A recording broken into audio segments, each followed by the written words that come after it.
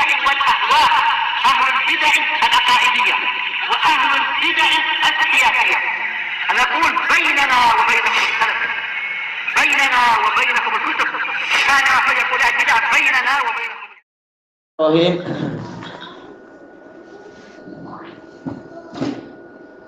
Kita masuk ke hadis Ummi Hani, hadis Jabir. Ummi Hani. Istilahnya Ummi Hani belum dibaca. Belum? Oh ya. Kenapa Anda merasa sudah, tapi waktu harus apa ya? Jadi, qala al-Imam An-Nawawi rahimahullah al-hadisul hadi wal isrun ba'da tis'imi'ah. Wa an Ummi Hani radhiyallahu anha qalat ataitun nabiyya sallallahu alaihi wasallam. Oh jelas hadis itu ya. Hadis dalam Sahih Bukhari terkait dengan sholat memakai satu pakaian saja dililitkan. Iya, di dalam daras malam dan juga di daras adab yang siang-siang itu. Ayo. Dia mengatakan ataitun nabiyya sallallahu alaihi wasallam wa huwa yaghtasil. Saya mendatangi Nabi sallallahu alaihi wasallam dalam keadaan beliau sedang mandi. Wa Fatimatu radhiyallahu anha tasturuh, dalam keadaan Fatimah radhiyallahu anha menutupi beliau, memberikan sitar. Faqal, kemudian Nabi bertanya, man hadih, siapa ini? Faqultu ana Ummu Hani, saya adalah Ummu Hani. Muttafaqun alaih. Baik. Kelengkapannya ada dalam riwayat Bukhari Muslim di selain yang ini, yaitu tatkala Nabi mendapatkan kemenangan dalam Fathu Makkah, maka beliau kemudian beliau mandi di suatu rumah. Rumah yang mana zahirnya adalah salah satu dari rumah Abu Thalib. Walaupun secara kekuasaan dikuasai oleh siapa itu? Uqail dan Ummu Hani. Nah, kemudian tatkala dia datang, maka dia mengatakan assalamualaikum. Tapi ternyata Rasulullah Shallallahu Alaihi Wasallam sedang mandi. Bagaimana tahu? Boleh jadi memang rumah-rumah kecil waktu itu belum ada tempat khusus, tapi adalah tempat untuk menuangkan air dan sebagainya. Nah, dalam keadaan Fatimah memberikan sitar, bukan berarti selama mandi Fatimah menghalangi, bukan itu. Dijelaskan oleh sebagian pensyarah, yaitu Fatimah yang memasang kain-kain untuk menutupi, menunjukkan pada waktu itu di situ bilik airnya itu bukan bilik air yang permanen, waktu itu di situ. Tayyib. Kata para ulama, ini menunjukkan wajibnya menutupi aurat tatkala mandi. Apakah menutupi aurat berarti menempel di badan? Tidak demikian. Ma'ruf hadis muttafaqun alaih dari Abi Hurairah, boleh mandi dalam keadaan tidak pakai baju. Tetapi maksudnya di sini adalah menutupi aurat dari pandangan orang yang tidak boleh melihatnya.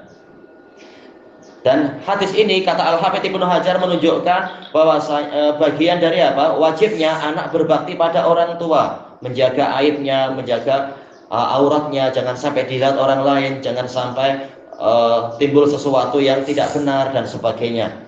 Melihat apa yang diperlukan oleh orang tuanya waktu itu sesuai kemampuannya. Kemudian Rasulullah bertanya, man hadih? Rasulullah tidak menjawab salamnya karena beliau sedang dalam situasi yang seperti tadi, situasi mandi di bilik air dan sebagainya. Sebagaimana dalam hadis Muhajir bin Qunfud, tatkala Rasulullah sedang buang air kecil, disalami, beliau tidak menjawab. Setelah beliau tayamum, baru beliau menemui Muhajir dengan mengatakan, ini karihtu an adkurallaha illa ala tuhur. Sesungguhnya saya tidak suka menyebut nama Allah kecuali dalam keadaan suci. Menunjukkan menjawab salam di tempat yang najis macam itu atau belum bersuci itu makruh, tidak sampai haram tapi makruh. Tapi Rasulullah bertanya, man hadhi? Menunjukkan tuan rumah. Tapi gimana dikatakan tuan rumah? Sementara dalam hadis yang lain itu Rasulullah sudah mengatakan, hal tarakalana Uqailun min dar, apakah Uqail meninggalkan satu rumah saja untuk kita? Menunjukkan bahwasanya Rasulullah tidak punya rumah. Tapi boleh jadi dalam situasi seperti ini boleh dikatakan bahwasanya kali ini statusnya Rasulullah adalah sebagai tuan rumahnya. Ada orang datang dari luar, maka tuan rumah bertanya. Nah, ini kalau misalkan dikatakan beliau bukan tuan rumah saja, beliau bertanya, apalagi tuan rumah boleh menanyakan siapa itu yang bertamu di luar itu. Man hadis, siapakah ini? Kata sebagian pensyarah Sahih Bukhari, ini menunjukkan Rasulullah SAW tidak tahu perkara gaib. Buktinya apa? Tanya, ini siapa yang salam ini? Nah, apalagi yang bukan Rasulullah SAW. Tayyafaqulutu ana Ummu Hani. Maka saya menjawab, saya adalah Ummu Hani. Kemudian Rasulullah mengatakan, marhaban bi Ummi Hani. Selamat datang bagi Ummu Hani. Kata para pensyarah, ini menunjukkan boleh laki-laki bicara dengan yang bukan mahramnya, asalkan tidak timbul fitnah. Bicara seperlunya. Dan perempuannya juga bicara dengan seperlunya tanpa memperindah suara. Tidak seperti sekarang justru orang sampai bernyanyi-nyanyi suara yang indah dan sebagainya, menimbulkan fitnah.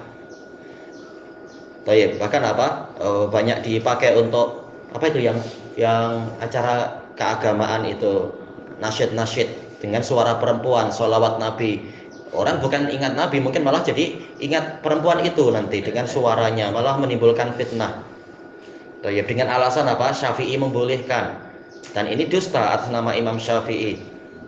Kata Imam Abu Amr ibnu Shalah, orang dusta kalau mengatakan Syafi'i membolehkan gabungan antara suara wanita, duf, dan juga alat-alat musik dan sebagainya itu dengan suara yang indah. Syafi'i hanya membolehkan yaitu gadis kecil yang bukan penyanyi, yang dia itu bernyanyi hanya di waktu hari raya atau di waktu walimah tanpa menimbulkan fitnah. Sementara yang sekarang justru biar laku, biar duit banyak, memang pakai nada-nada yang justru muftinah, menimbulkan fitnah. Dan ini sama sekali tidak ikut mazhab Imam Syafi'i.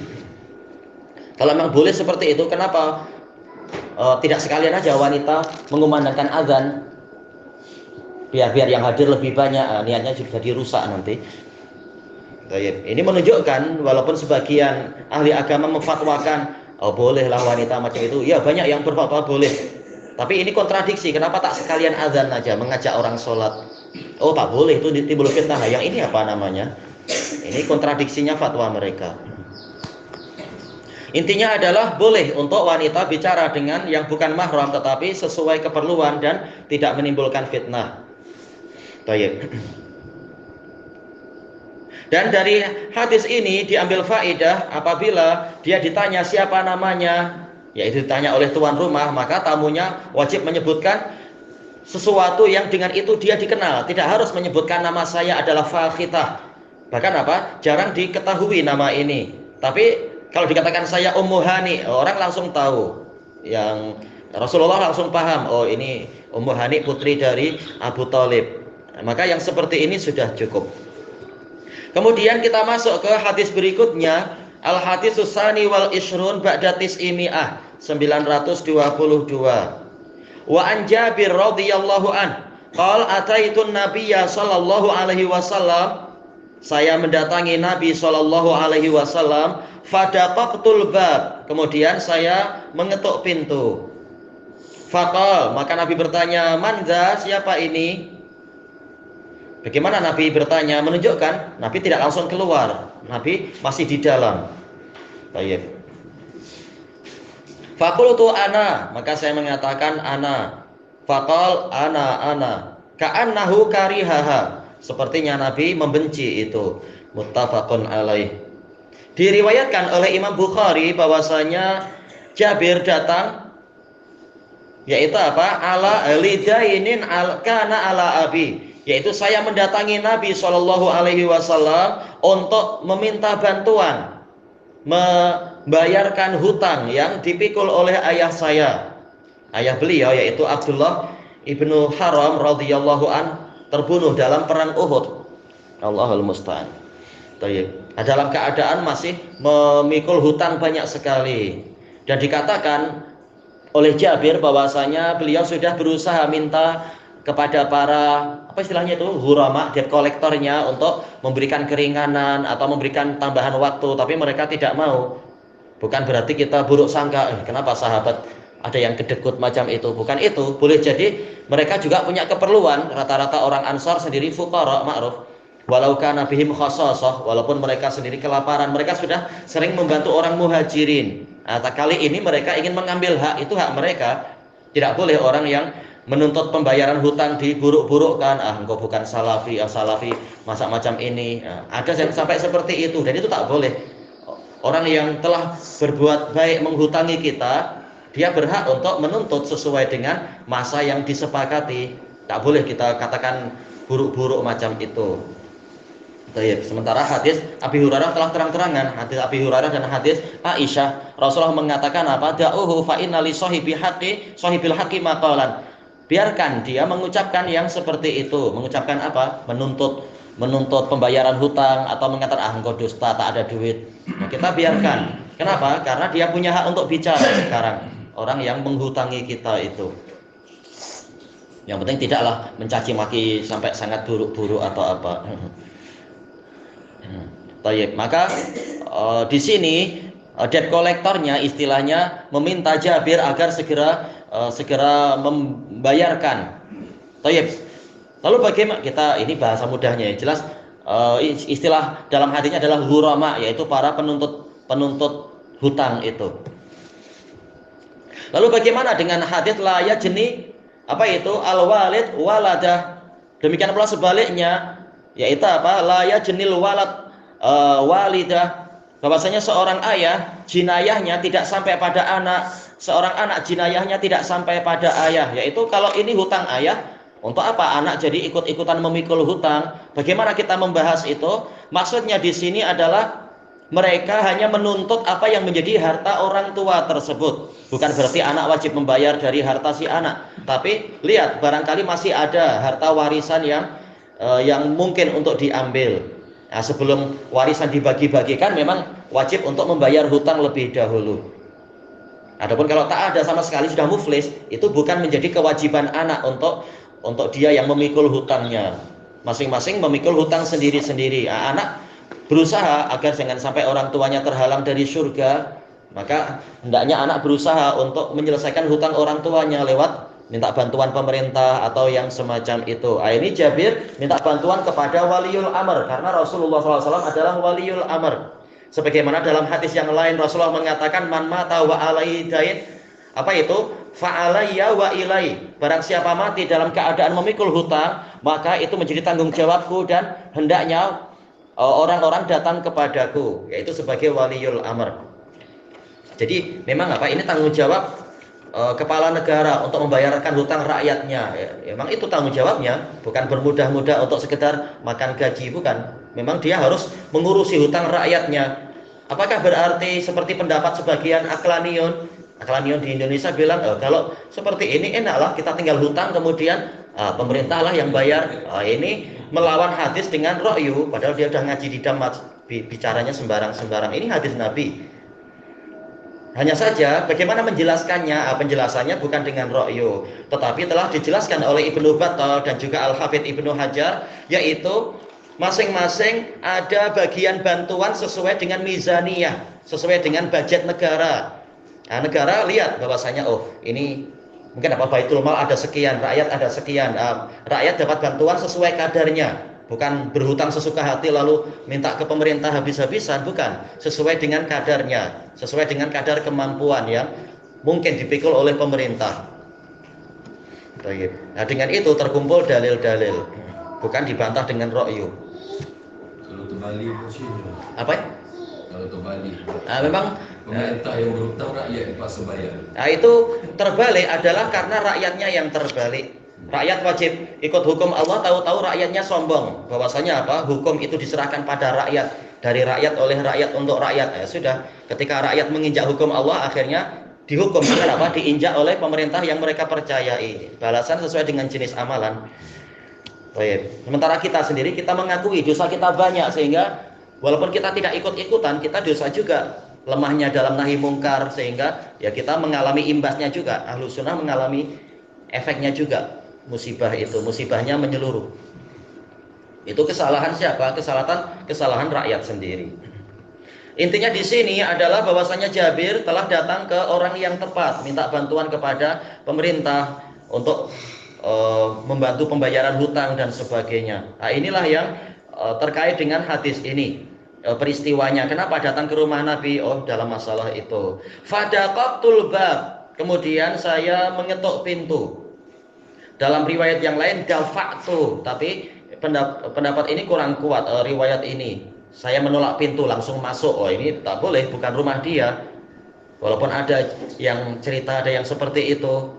Naudzubillah, sudah punya ilmu, sudah bahkan apa levelnya sangat tinggi, tahu-tahu masuk rumah orang lain tanpa izin dan minta duit, minta ini. Naudzubillah, bukan contoh yang baik. Itu membuat umat lari kalau macam itu. Ini rumah orang lain, dihormati. Nabi saja tidak langsung masuk rumah orang lain. Beliau salam, minta izin dan sebagainya. Dalam riwayat Al-Ismaili yaitu fadhara betul bab, saya memukul pintu. Ini istilahnya ya, bukan mukul pakai hammer atau apa, tapi nah riwayat ini menguatkan riwayat Bukhari Muslim, daqaqtu, mengetuk pintu. Baik, tentunya mengetuknya adalah dengan perlahan-lahan sebagaimana yang diriwayatkan oleh Imam Bukhari di dalam Al-Adabul Mufrad. Karena babu Rasulullah SAW yutraqu bil adzafir. Dahulu kala pintu Rasulullah, pintu rumah Rasulullah itu diketuk dengan apa? Adzafir, dengan kuku. Jadi yaitu perlahan-lahan. Yang penting tuan rumah dengar dan tidak sampai menimbulkan kebisingan. Ya rahmatullah. Baik, faqal manadza, maka Nabi bertanya, siapa ini? Menunjukkan yaitu tidak langsung keluar melihat siapa, tidak. Ini bahaya kalau terutama di masa-masa sekarang banyak pencurian, perompakan atau tukang pukau, itu bahaya. Jangan langsung keluar, tapi tanya dari dalam, siapa ini? Oh, saya postman. Selamat datang postman. Barangkali bawa apa? Atau tergantung, yang penting hati-hati. Ada juga kadang apa? Pintu yang ada lubangnya itu baik untuk melihat siapa yang di luar itu. Biar kita lebih berhati-hati, tuan rumah. Terutama kalau mungkin apa, tuan rumah tak ada, hanya ada anak kecil dan wanita. Tidak boleh sembarang-sembarang buka pintu, bahaya. Faqultu ana, maka saya mengatakan saya. Faqal ana. Ka'annahu karihaha. Bagaimana Jabir mengetahui Nabi itu membenci itu? Ini melihat qarinah. Sebagaimana dijelaskan oleh Imam Abu Syama Asy-Syafi'i rahimahullah ta'ala dalam kitab Al-Mu'ammal, bahwasanya para sahabat Rasulullah SAW dengan sebab persahabatan mereka yang lama dengan Nabi, mereka mengetahui keinginan Nabi dari karakternya atau dari sikap-sikapnya. Mereka paham, oh ini sedang marah, oh ini sedang ridho, oh ini sedang sedih, oh ini sedang apa. Makanya Jabir boleh memperkirakan, oh ini Nabi membenci, sehingga mengulang kalimat tadi. Berarti apa? Ini adalah suatu kemungkaran. Sebagaimana dijelaskan oleh Al-Hafidz di dalam Fathul Bari, kalimat ini ana maksudnya adalah mungkiran ala fi'lih, mengingkari perbuatan Jabir tadi.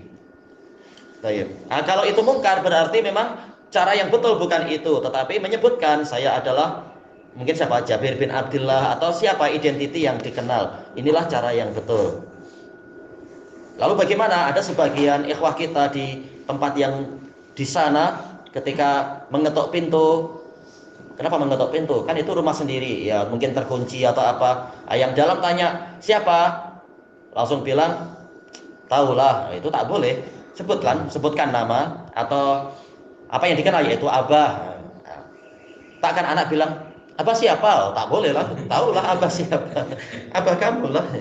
Sudah bilang abah, walaupun tak nyebut nama, tak apa. Sudah kenal, maksudnya adalah itu. Kena rotan. Ya jelas orang insya Allah anak sendiri tahu lah ini siapa, abah. Jelas maksudnya ya abah kamu, bukan abah siapa yang lain. Ini ada yang bilang ini nampak ini. Tayyib ilahuna wallahu a'lam.